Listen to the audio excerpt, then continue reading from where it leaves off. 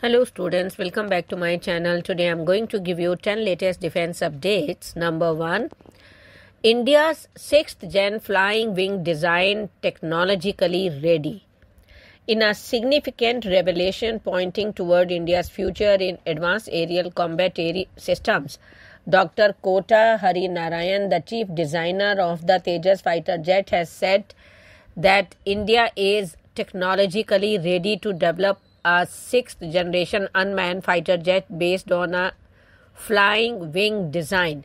Speaking to Republic Defense, Dr. Hari Narayan noted that scale models of this futuristic platform have already been flying for the past few years.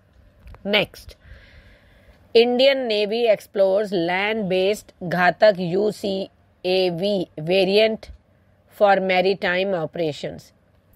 While the Indian Air Force awaits Cabinet Committee on Security approval for the full-scale development of the Ghatak unmanned combat aerial vehicle, which Navy calls Naval Unmanned Combat Aerial Vehicle, has initiated discussions with the Aeronautical Development Establishment to explore the technical feasibility of adapting the Ghatak platform for maritime operations.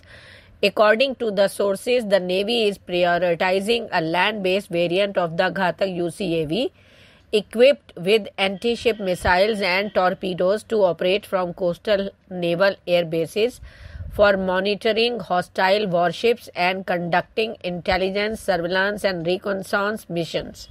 Next, upgraded Uttam Aisa FCR awaits flight trials. The Uttam Active Electronically Scanned Array Fire Control Radar, a cornerstone of India's indigenous defense technology, is poised for flight trials on the Tejas Mk1A, but progress is stalled due to a shortage of General Electric F404 engines. According to sources cited by the Defense Research, the upgraded Uttam Aisa FCR, now equipped with 918 transmit-receive modules, requires recertification on the Tejas Mk1A due to significant avionics enhancements and the radar's increased TR module count. Next, IAF to raise first Tejas Mk1A squadron. The Indian Air Force is set to establish its first Tejas Mk1A squadron in September 2025, following the delivery of at least 2 Tejas Mk1A jet by Hindustan Aeronauticals Limited. The squadron will be based at Nal, that is in Bikaner Air Force Station, a key frontline air base in the western sector, enhancing India's air defense capabilities along its borders. Next, Prime Toolings unveil Agnira, India's next generation solid fuel ramjet artillery revolution.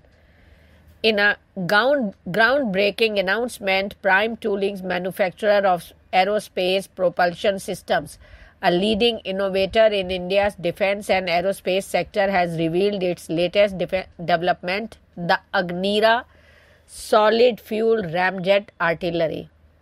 Set to redefine modern artillery warfare, the Agnira promises to deliver unprecedented range, precision and speed, positioning India at the forefront of advanced munition technology.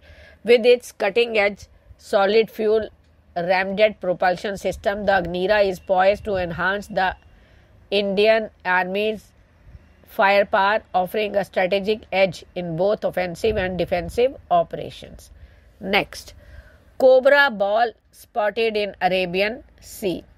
On 22nd July, a U.S. Air Force RC-135S Cobra ball aircraft was observed operating over the Arabian Sea, likely collecting intelligence on a Pakistani missile test. The RC-135S, a specialized reconnaissance platform, is designed to track and monitor missile launches, gathering critical data on missile-associated signals during the boost and re-entry phases of flight. Its presence in the region suggests heightened U.S. interest in Pakistan's missile program, particularly in light of the reported test of the Ababil missile, which has a history of reliability issues. The RC-135S Cobra ball, operated by the 55th Wing at Offutt Air Force Base, Nebraska, is equipped with advanced sensors and optical systems to detect and analyze ballistic missiles launches. Its mission is to provide real-time intelligence on missile trajectories, telemetry, and performance, enabling the U.S. to assess the capabilities and potential threats posed by foreign missile systems. Next, BSF raises drone squadron for Indo-Pak border.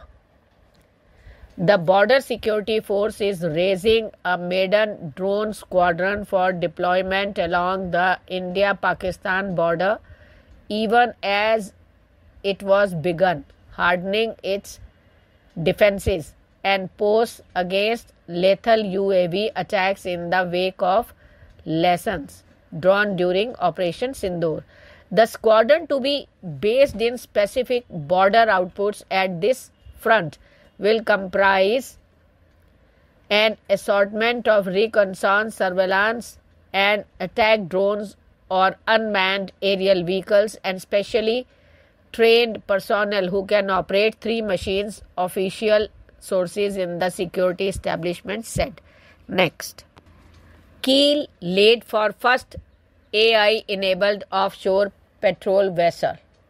In a major stride towards bolstering India's maritime security and indigenous shipbuilding capabilities, the Indian Coast Guard marked the keel laying of Yard 16401, the first of 6 next-generation offshore patrol vessels at Mazagon Dock Shipbuilders Limited, Mumbai. The keel laying is a significant ceremonial event in shipbuilding that marks the formal beginning of a ship's construction. Next, SDAL, that is Solar Defense and Aerospace Limited, gears up for MALE UAV tender. In a significant boost to India's indigenous unmanned aerial vehicle capabilities, Solar Defense and Aerospace Limited, a dynamic arm of Solar Industries, has announced its participation in the upcoming Ministry of Defense tender for the acquisition of 87 medium-altitude long-endurance drones valued at approximately 20,000 crore. According to reports from Indian Defense, these drones are intended to enhance border and maritime surveillance for the Indian Armed Forces with stringent requirement of over 30 hours of endurance at altitudes exceeding 35,000 feet. Next, IIT Ropar develops indigenous drone technologies. In a major push towards defense self-reliance under the Atmanirbhar Bharat initiative, the Indian Institute of Technology, Ropar, is pioneering next-generation drone technologies to support the Indian Armed Forces. A dedicated research team at the Institute's Center of Drones and Autonomous Systems is actively working on cutting-edge solutions aimed at developing fully indigenous drone systems, critically assets in modern-day warfare. Thank you.